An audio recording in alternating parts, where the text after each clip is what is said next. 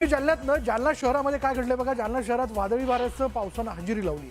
सकाळपासूनच शहरात ढगाळ वातावरण तयार झालं होतं, मात्र दुपारी वादळी वाऱ्यासह पावसानं हजेरी लावली. मुरबाडमध्ये वादळी वाऱ्यासह मुसळधार पावसाने मोठा कहर केला. जोरदार वाऱ्यामुळे अनेक ठिकाणी उभारण्यात आलेले लग्न मंडप, डेकोरेशन साहित्य कोसळले. धाराशिवमध्ये विजेच्या कडकडाटात आणि वादळी वाऱ्यासह पाऊस कोसळला आणि या पडलेल्या पावसामुळे फळपिकांचं मोठं नुकसान होण्याची शक्यता आहे. तर शहापूर तालुक्यातही सोसाट्याच्या वाऱ्यासह जोरदार पाऊस कोसळला.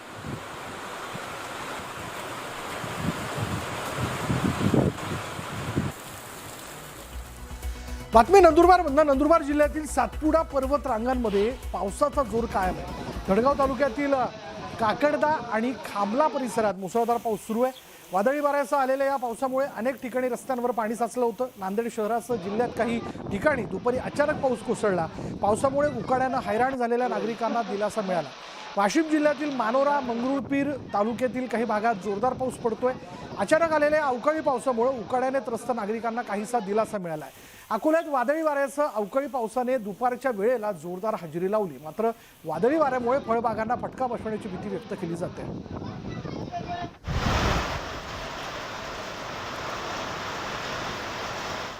आता बघूया यवतमाळमध्ये पावसाने जोरदार हजेरी लावल्यानं नागरिकांना उकाड्यापासून दिलासा मिळाला. पावसामुळे पालेभाज्या तसंच काढणीला आलेल्या गव्हाला मात्र चांगलाच फटका बसलाय.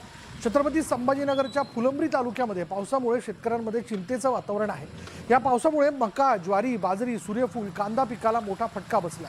मराठवाड्यातील शेतकऱ्यांवर पुन्हा अवकाळी संकट कोसळलंय.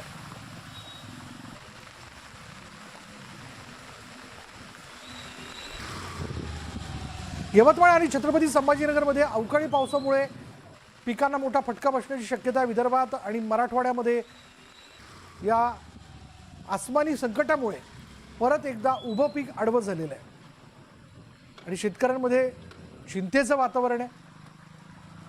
वादळी वारा सुटला आणि त्यात हा पाऊस बरसलेला आहे. ठीक आहे, या सगळ्या उकाड्यात थंडावा असं जरी आपण म्हणत असलो तरी मात्र शेतकऱ्यांना याचा मोठा फटका बसण्याची शक्यता आहे.